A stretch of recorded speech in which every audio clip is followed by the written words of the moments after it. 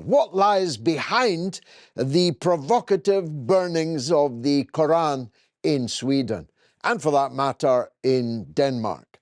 Is it merely an excess of liberal zeal for freedom of speech and expression? Well, that would be condemnable enough, in my opinion. People should not have their religion, their prophets, and so on routinely and for no reason that can be ascertained, insulted, denigrated, and the rest.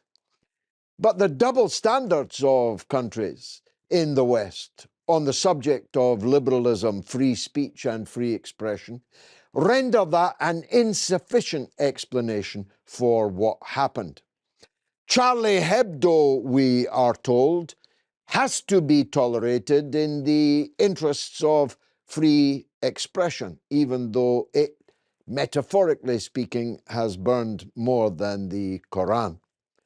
But the attempt by anyone in virtually any Western country to tell the truth about the Israel-Palestine question would very quickly lead to you losing your job, losing your elected political office, being expelled from your chosen political party, being banned and censored on social media, and quite possibly even being prosecuted. So there's no free speech when it comes to Palestine and Israel.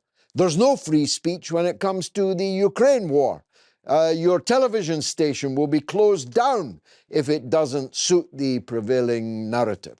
There's no freedom of expression for people who want to strike a note that is not in consistency with the prevailing narrative.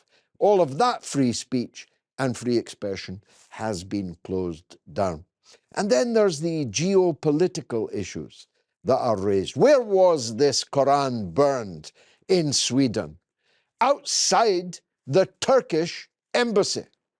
Turkey, a member of NATO and possessing the veto power on Sweden's application to join NATO, which they duly vetoed.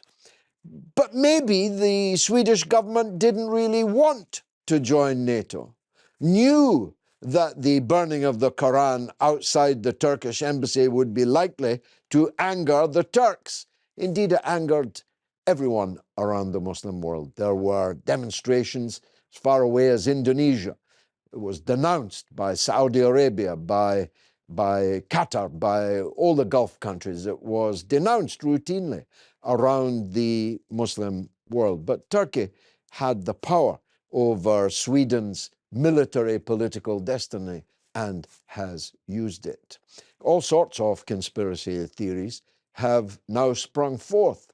Was this a Russian plot to scupper Sweden's attempt to join the NATO, North Atlantic Treaty Organization, the US-led military alliance?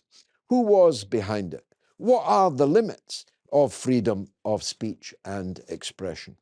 I think it's a subject worth exploring.